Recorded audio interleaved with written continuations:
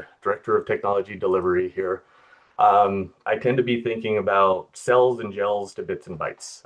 We have a School of Medicine, Public Health, Tropical Medicine, and I wanted to provide this kind of quick intro to how cores and centers might overlap in my experience with different institutions, and then hopefully set the stage for the more focused conversations we'll have later on. So quick overview, all right? Cores and centers, I think I've been with 3 different universities at this point in my career, and it's often a special designation. Sometimes a provost describes it. Sometimes they have a fixed budget. Sometimes they're a cost center. But they're somewhat of an entity, kind of a small business, like some of our centers are. They often provide services, chargeback or free. They have customers inside or outside the institution. You'll hear about cores and iLab, as a billing platform or things like that, right? Just in that word cloud. Research computing can exist as a core center, right? And I'm sure that's true for some of the folks on this call, but not all core centers have research computing. And I kind of excuse that because they often work with GUI things, right? Whenever I'm thinking about some of the cores, there's somebody touching physical objects and then kind of taking that back. So thinking about this from sort of a bioinformatics, imaging, behavioral science, engineering, cores and centers aspect, right? They need to keep costs low and increase scale, right? That's generally always a focus of any kind of small institutional business. They have data needs, they'll need to be managed. That data needs analysis. And you'll notice I talked about GUI things and now I'm talking about data. And it's because this is sort of a rough crosswork I kind of put together, right? And so there's a core, a center, there's some sort of data producing instrument platform. There's something that's happening where they're getting some pieces together. And so across different disciplines, whether it's materials core, behavioral science, or engineering, genomics is an easy one because we all know bioinformatics is a hot topic, but there's some data output, right? And so once there's data, there's an excuse for us to be involved.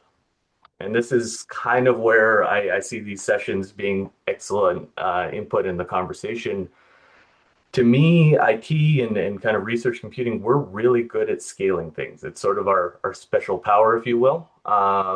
And we also happen to have a lot of storage usually next to a compute resource. And that's not true of every core center necessarily, or in some cases it is, depending on your relationship. And then kind of finally, kind of an overview of why this might matter for the folks on this call, right? Core facilities are looking for consistent data workflows, service delivery, reducing duplication, easier support. The researcher wants faster path from data to results, more reproducibility, less technical burden. And in the institution wants to see a better use of shared infrastructure, right? What is stronger data stewardship, improved security and compliance, and scalable support. And so this is kind of that last column is where I see some of these conversations about research centers and cores coming to play. And I kind of ask as sort of a pre-question to all of our panelists if they could talk a little bit about how they came about to start a relationship with each other. So that's it for me. And I will pass to Dave Carlson. All right. Thanks, Stephen. Let Yeah. me go ahead and share my screen here. All right.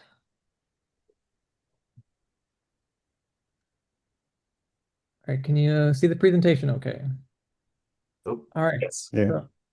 So my name is Dave Carlson. I am a senior computational scientist at Stony Brook University, and I am going to talk because I have sort of 2 different roles on campus. So I have, oops, excuse me, sort of 2 hats that I wear from time to time. So in the research computing side of my position, or the HPC side, I am manager of user services in our computational sciences group. And so I work a lot with researchers who are, using computational resources for their work. I work with our HPC admins closely. But I also have a separate hat where I am a bioinformatician, excuse me, bioinformatician. It's a hard word to say. for our genomics core facility. Um, so I wear this core facilities hat as well, and our genomics core facility has, Illumina sequencing, Oxford Nanopore, long read sequencing, and some other maybe older instruments. So I help provide analysis for research groups who are sequencing their experiments. We have a both a large uh, group of life sciences researchers and also a medical center on campus. So both of those groups are sequencing data. Some of them have the in-house capabilities to analyze the data themselves. Some of them don't. So when they need support for data analysis, I and another person on my team will help them do the bioinformatics. So I kind of span both sides of the research computing and the core facilities. Um, and I don't have a specific story to tell necessarily, but we do have a lot of projects and involving genomics data, so I'm pretty familiar with sort of the general workflow, and I try to use my role to bridge communication between the researchers who are getting their experiments sequenced, the core facility itself, who are running the instruments, and the HPC admins who are managing the compute infrastructure. One of the things that my role allows me to do is to help ensure that the data that is coming off these instruments gets moved efficiently to our compute, our HPC clusters, and to hopefully do that in an efficient and a research storage efficient manner. And depending on the needs of the project, we can also help develop scalable and reusable workflows that, meet the needs for both the core facility and also the researchers. Um, and because we are, pretty well versed in how the core operates and how also the HPC cluster operates, that allows me to hopefully, bridge the gap between the two different centers on campus. Um, so one ongoing challenge that we face, and I imagine that maybe others face similar challenges, is that you know the amount of data that we can produce now is enormous, and it's growing, and we always have need for more storage. And our HPC cluster has a fairly robust, I think, 5 petabyte storage system, but you know, a- any given project can produce terabytes of data. So different different core facilities, even beyond the genomics core where I work, is able to produce tons of data. And so we need to not only, you know, move that data efficiently from the instrument to the cluster, we need to then, use that data in an efficient manner. And then, hopefully eventually, once the project is over, you know, move that data to an environment that is more appropriate than, perpetually leaving it on an HPC storage system. So we don't have, you know, the perfect system. We have not figured everything out when it comes to storage, but it is something that we think about a lot and are, constantly wrestling with how to, provide enough storage, but um, without breaking the bank, essentially. So that is sort of the gist of the presentation I have. So we can either, I'm Oh, happy to take questions or move on to the next person. yeah, no, that's a great introduction. I'll probably have us move to the next person. And of course, if somebody has a question in between, go ahead and hop in, but then we'll kind of establish the panel of folks to answer the questions all at once. Okay. Thank you.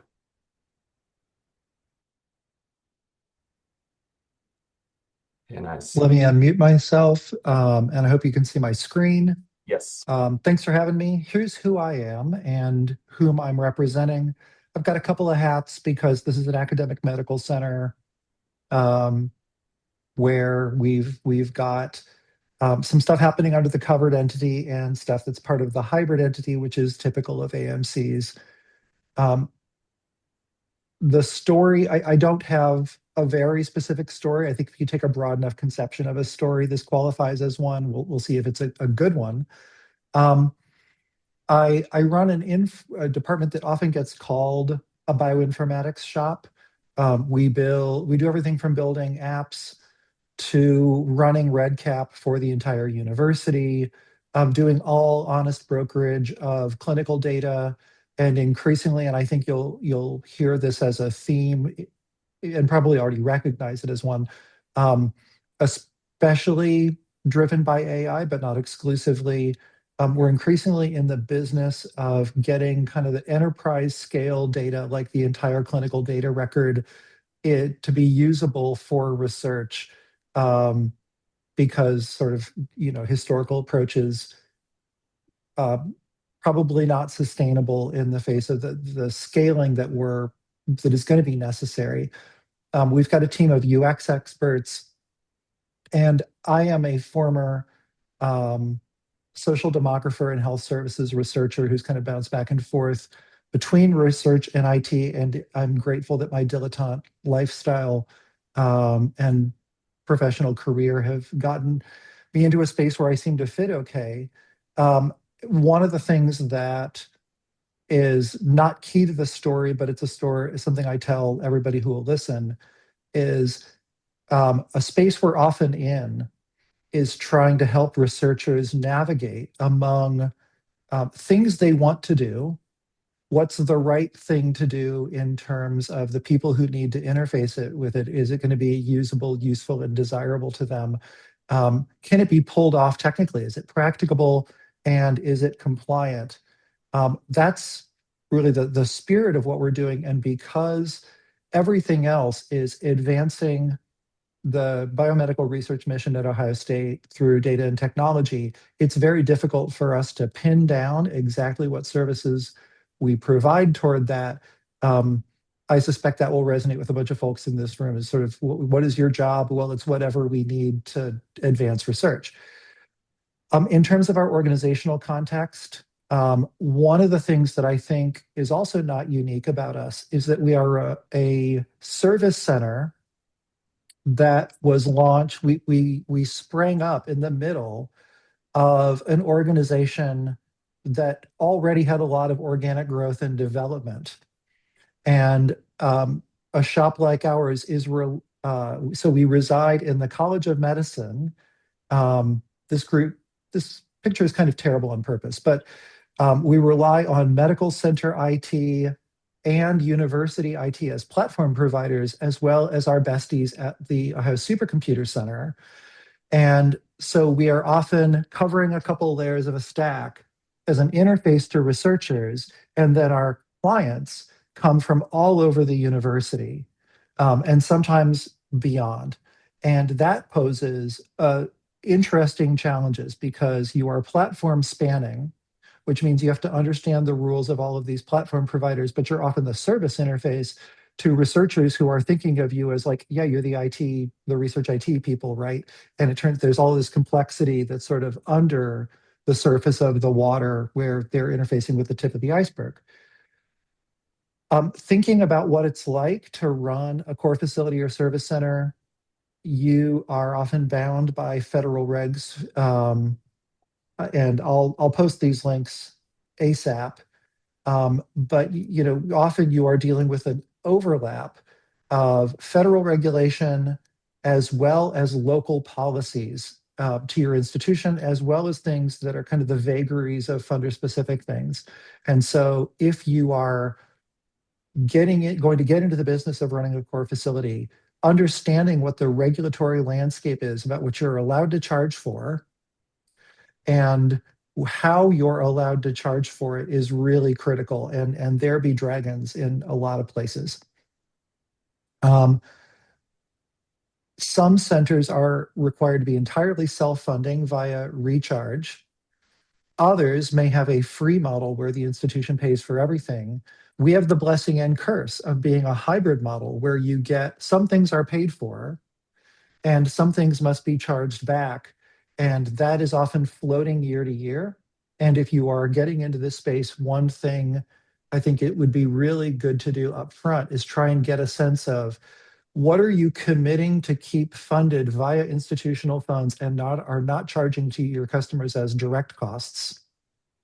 Delineating that as best you can and having some guiding principles. So as new things emerge, you can categorize them and be able to be operational and also engaged, like leadership and purse string holders about the fact that you've got this delineation. As the landscape changes, you've got sort of this principled foundation for what is covered and what isn't. When you're in a technology space, you are creating technical debt to varying degrees. I think that it is, I don't know that I actually have any useful guidance here other than to point out that there are really significant dilemmas. And maybe I'll just say I welcome questions on this front for ways in which we've bumped our head. But I think that the mismatch between research funding cycles, institutions' annual strategic plans and fiscal years, and the need for operations outside of a funding cycle is an ongoing challenge to running operations like this.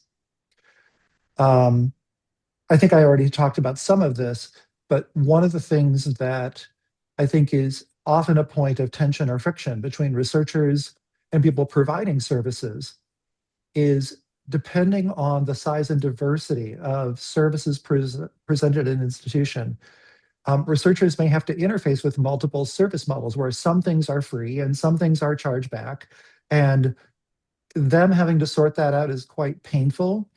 And I don't know what else to suggest but empathy, but it also can make it really challenging to run a service center where if there's no sort of research services czar saying, here's the unifying model for how everything's going to run, or here's ensuring that no two groups are providing the same services, perhaps under different service models. That complicated landscape, I think, can be both a threat to the execution of research and also to the sustainability of services like core facilities. Thank you. Thank you. We'll pass the baton to Jacob for presenting. Yes, so let me share my screen. Perfect, I see it. Can you all see my? Yes. All right. Yeah, thank you very much. So I think the previous speakers, you've all talked about core centers and core facilities centers, and I think the unifying factor here will be the science drivers, as Stephen clearly stated in his presentation. You need the science drivers, and if you have the science drivers, then you need infrastructure, you need sometimes centers and core facilities to help push that. I'm not, as far as my role goes, I can jump into any of this. So my name is Jacob Fosso Tande, and I'm a research computing architect and solutions developer at North Carolina State University. So as you can hear from my title, I'm a solution architect. And so if you have science drivers, you have problems to solve. And you have problems to solve, you need infrastructure. And how long would that take? It depends. So I'm going to go through this.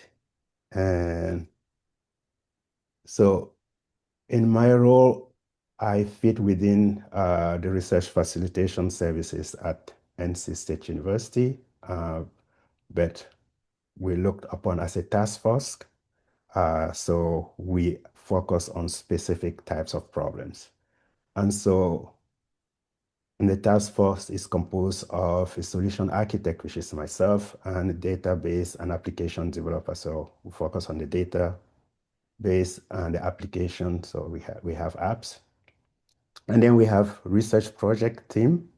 Within the research project team, you could have graduates, you could have graduate students, postdocs, and we have platforms. It could be, so my institution is a land grant institution. So I think here of the ARC analytic platform, agricultural analytic platform, where we have the platform personnel and they have some of the infrastructure ready. We have app developers. And in addition to that, research computing on campus is always borrowing from enterprise IT. So some of the resources we need, we probably don't already have it in research computing. So we have to look over at enterprise infrastructure. So as a solution architect, I do the designing, and sometimes there are solutions that are better provided by the enterprise folks. So we go over there and borrow their skill set and bring onto the project, and they help with that.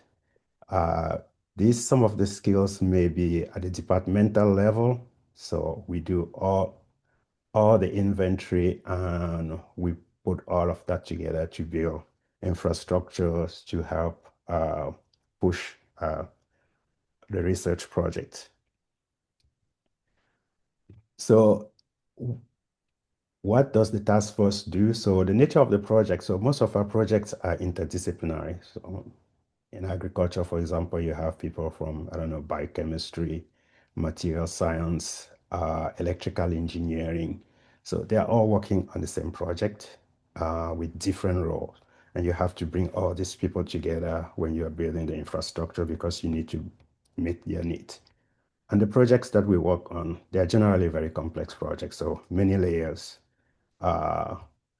We can't complete it in a few days. As a matter of fact, you don't know what the project will look like at the end. So you still have to figure out all the pieces. So the scientist has an idea. And how do they get to where they want to be? You get to understand the science, what they want to do, and then you translate that into a technical language, then build a system. So what we do is we architect, we build, and we deploy cyber infrastructure. So sometimes we identify skill limitation to then seek other resources. And so since we have limited resources, especially human capital. So we rely a lot on graduate students and postdoc. That implies that we have to train. So a single application developer or two applications developer on a project with many pieces that you have to develop, you can rely on that, but we'll build a system in a way that we can bring graduate students and postdoc in, even if they have minimal background in app development, we'll get them into a place where they can start building. So it's an exchange such that at the end of the project, you can clearly see knowledge transfer from the experienced app developer to the undergraduate student. So in that case, we have built infrastructure to make sure that that works pretty well. What we are not a call center or a facility. So I can pretty much navigate everywhere. So you can have the call centers, you have the facility, and some of the projects that we have may borrow from various call centers or facilities. But we don't focus on that. We focus on solving the problem. We are not firefighters. So it's not, oh, I have a bug in my application. Can you help me fix it? No, we don't do that. Other people in the research facilitation services will handle that for you. So we focus on the big challenging problems, mostly interdisciplinary, but long-term projects. So to conclude, the task force is we're a highly specialized team within the research facilitation team with clients from all over the campus. So it's not just a specific group. So we are really in the central IT and we look out for project coming from all directions. And there's a mechanism for intake. So how we onboard projects and how we even select projects and identify projects that meet that requirement, because we don't want to take, there are projects that need resources more than others. So we have to filter that. And there is a mechanism for that as well. And well, thank you very much. And I don't know if people have questions, but I'm looking forward to that. Appreciate it. Thank you. I have 5 questions already about this task force, but I will pass to sorry, our next speaker, David. Sure.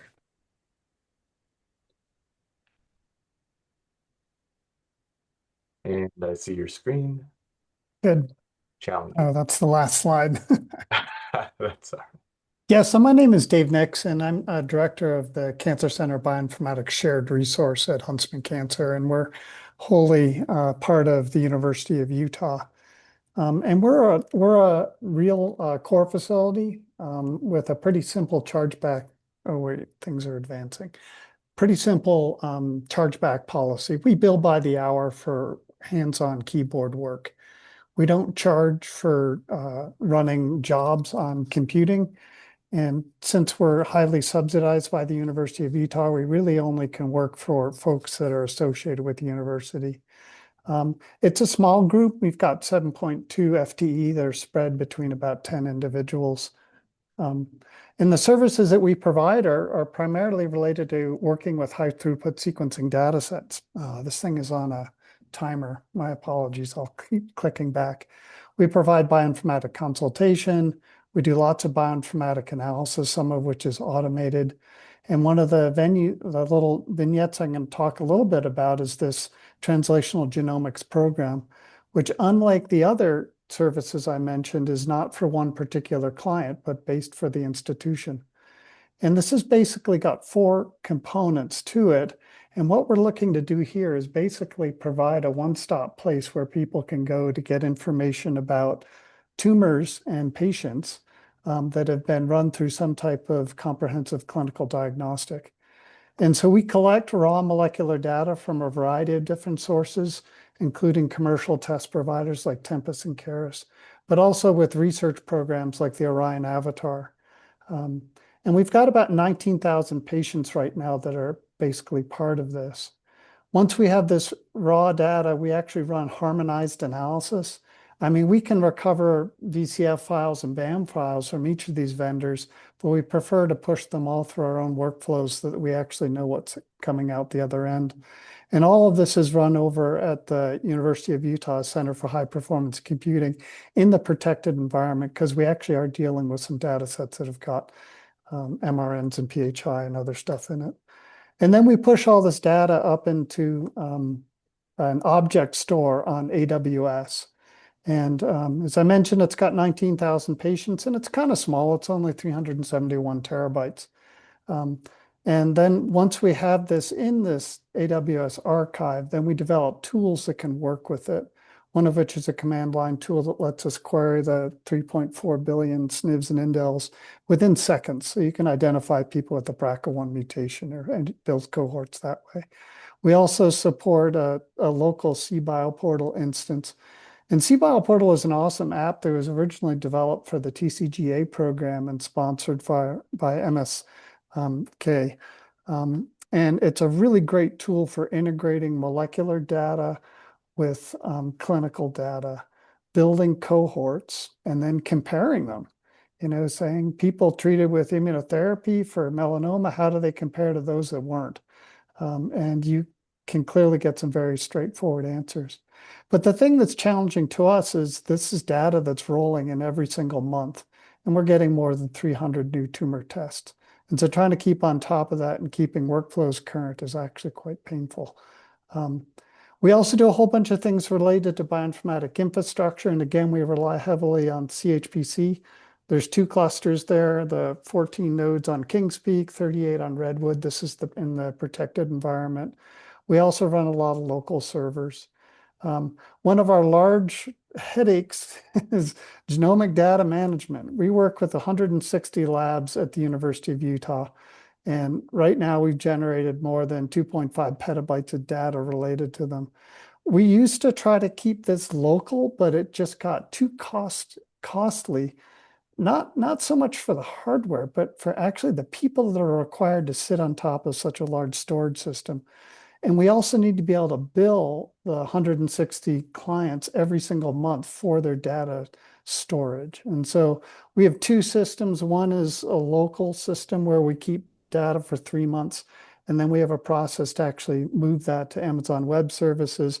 And we have a tool built by this code shared resource that we work closely with that allows us to use the university SSO and maintain some level of security on it and management to basically hold all of these groups and all of their accounts and all of their buckets.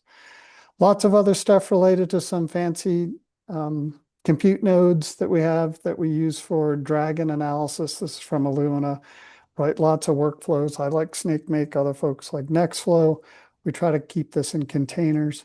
We push everything as open source. And so I really try to limit the amount of licensed software that we use in our group, because as an academic group, I want someone to be able to go to our work, go to our, GitHub, organization, go to the appropriate repository, download the workflows and execute it, within at least a half day to get them up and running. Lots of challenges that we find. Again, data management for hundreds of labs. We've got essentially one person that's fully tasked to this. Building and maintaining robust fault-tolerant computational workflows using clinical test processing. This is an evolving. We do not control the upstream input. So when Tempest or Keras decide to modify their JSON or XML reports, we only know about it when our parsers fail. And I get nervous when things complete without any issues, because I'm like, did we miss something? I think like everyone, we're running into major bottlenecks of getting access to large servers to be able to run LLMs in this HIPAA protected environment. We can't buy our way out of this. Here, just some pricing on a server that we needed to purchase this year. It's going to be about 24,000. We bought these things before. Right now, it's up to around 90,000. And so this is, again, a detriment of the AI bubble, and we'd love to see this collapse at some point so we could actually buy hardware to allow us to use these LLMs. And last challenge that we face is dealing with security issues. NIH, to work with a dbGaP data set, so these are controlled access, is now requiring this NIST 800-171 standard.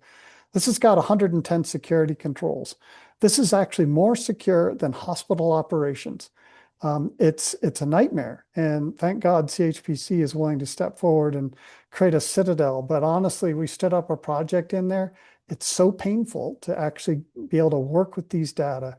We're discouraging people from now accessing through dbGaP. So a lot of challenges, things to deal with, and certainly the need for assistance and from high throughput computational experts is ever expanding. So that's me. It's wonderful. Thank you so much for sharing your Sure. experience. So folks, this is the point in time in discussion where we've opened our panelists up. We know a little bit more about their background and kind of what systems and what topics they've been involved with. Are there any outstanding questions before I ask all of my questions?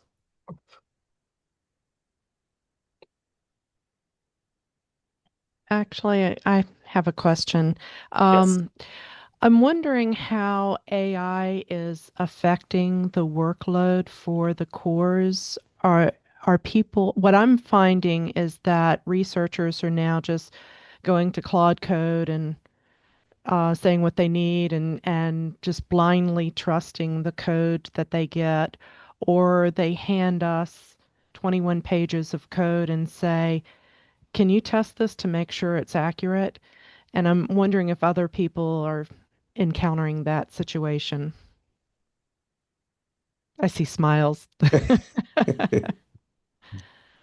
Okay, so yeah, I'll jump in here.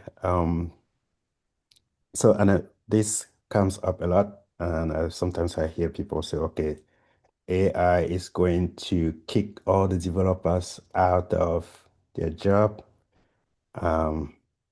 After playing with Claude and Gemini, I don't know, pair programming applications, it's evident that while the AI is a facilitator, it helps you really do the work pretty fast, but at the same time, you need to know exactly what you want.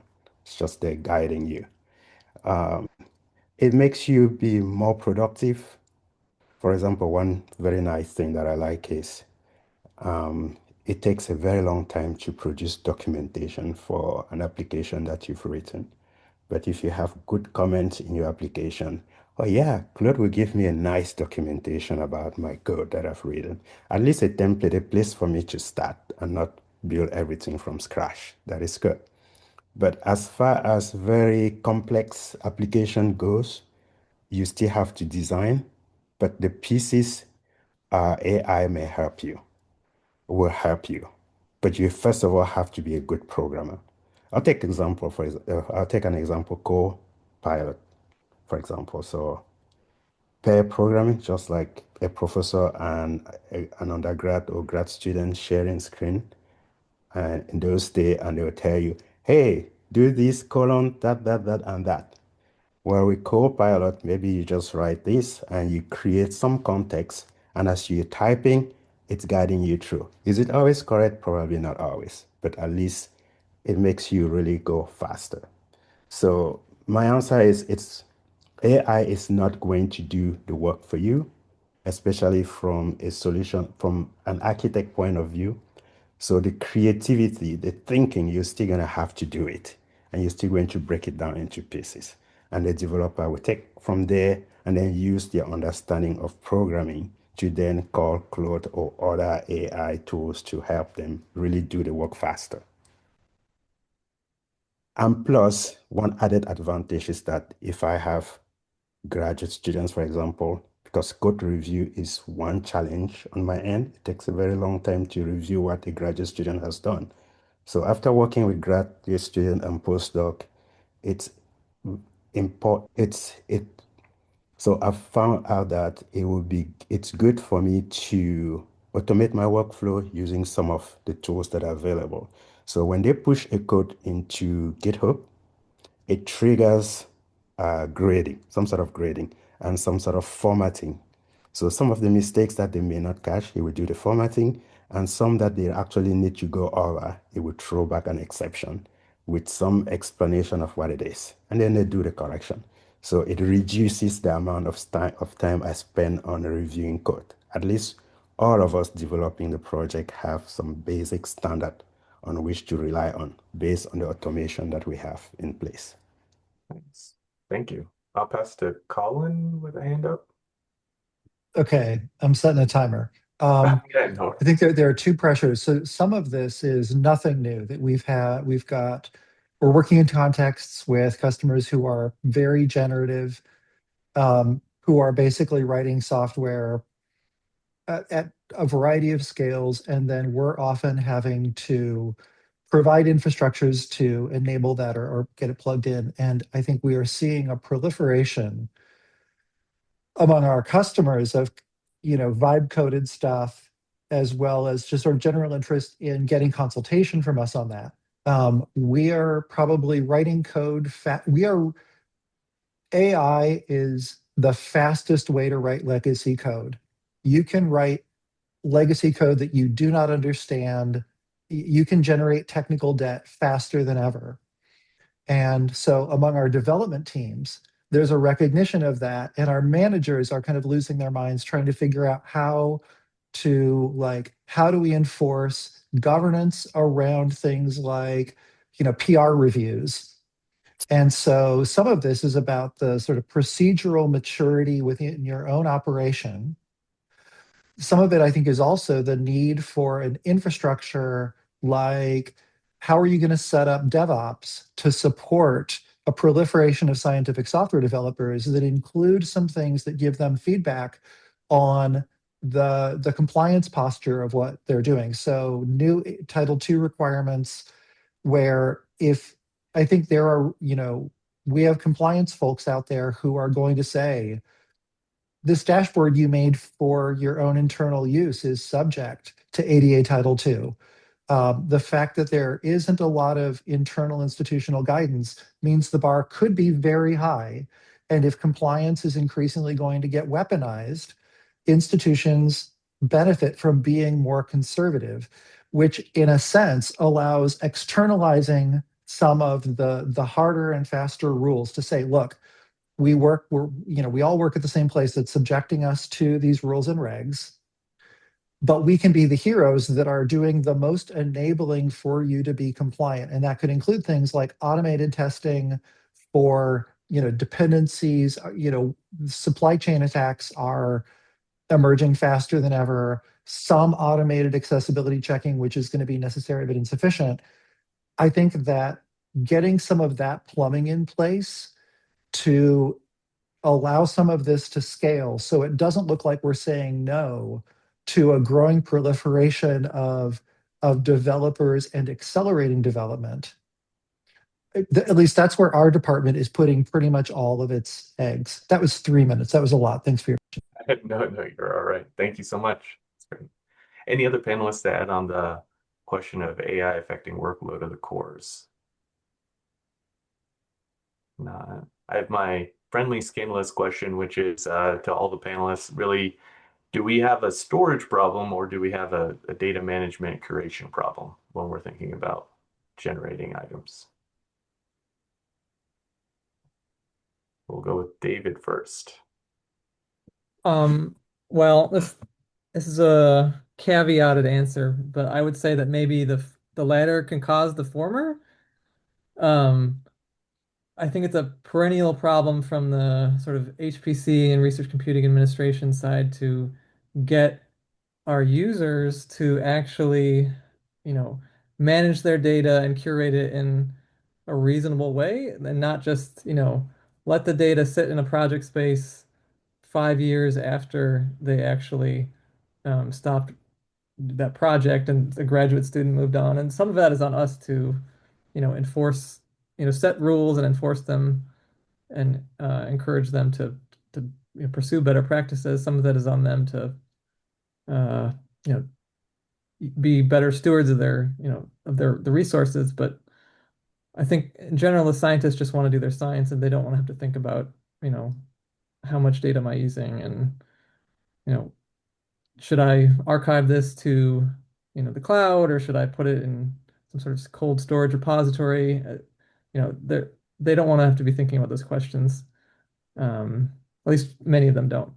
So I guess my answer is that the lack of curation and data management can cause an actual storage problem, at least in some cases.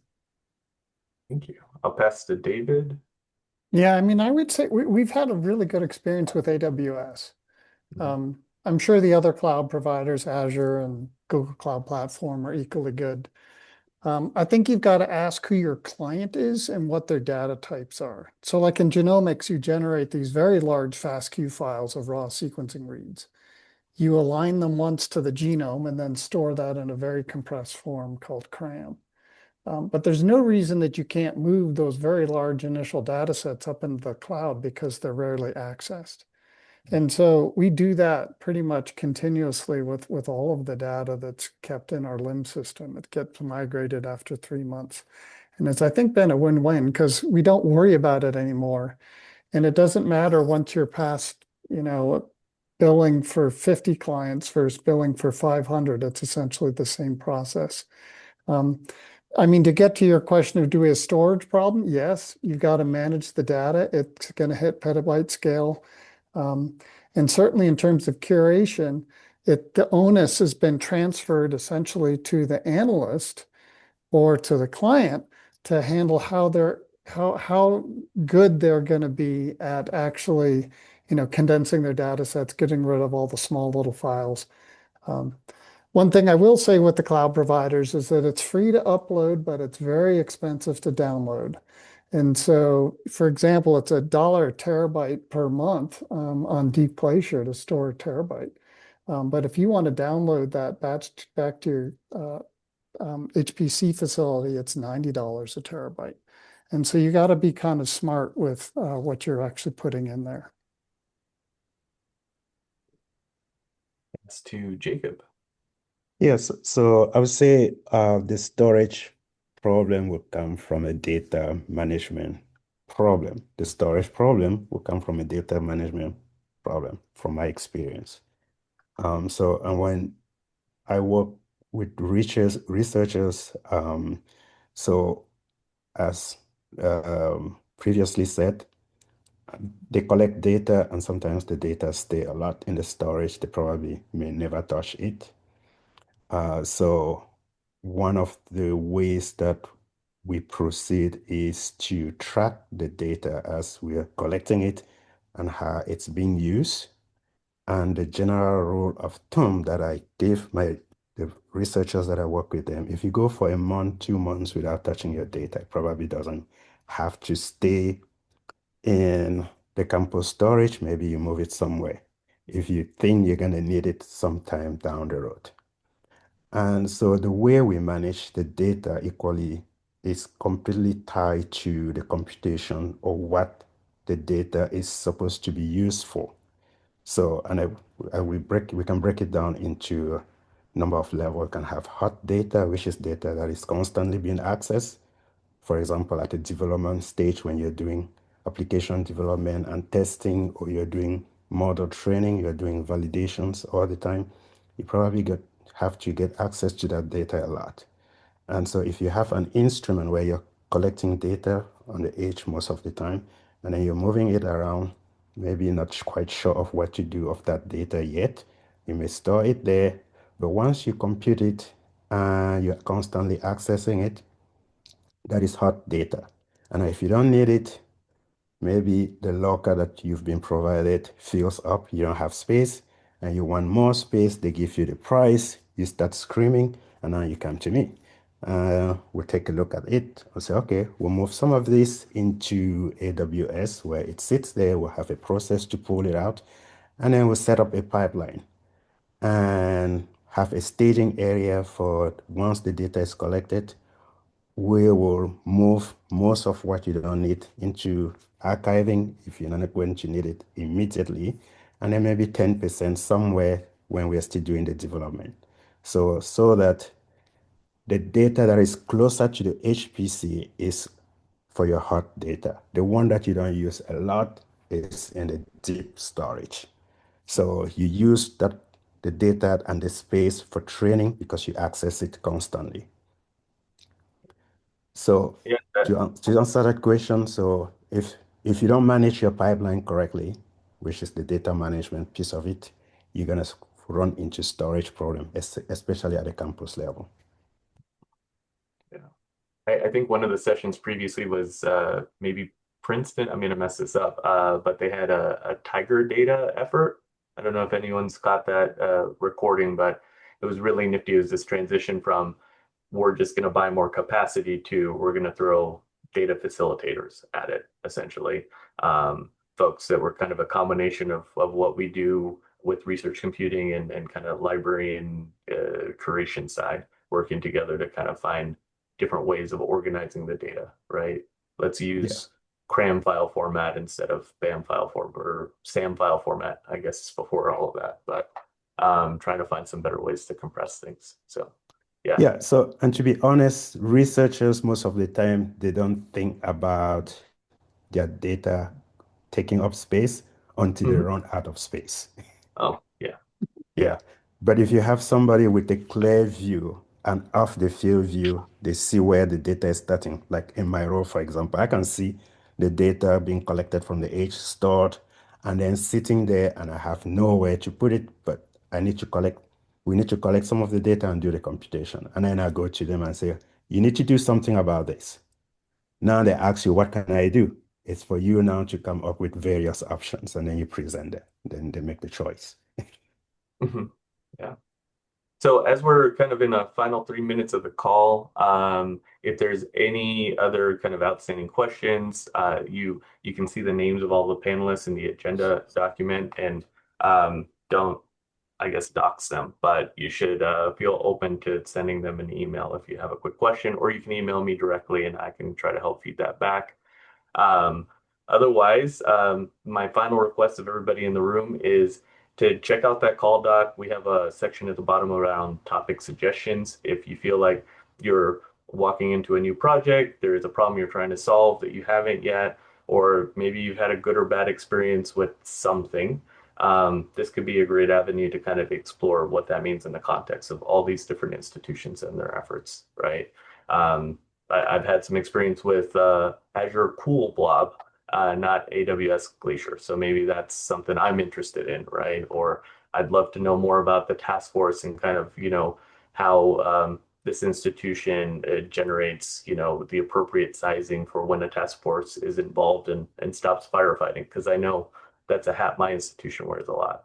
So all great topics potentially. So thank you so much. And special thank you to the presenters, the panelists that took the time to kind of share back, right, to the community. I really appreciate that. And let me know if there's any questions.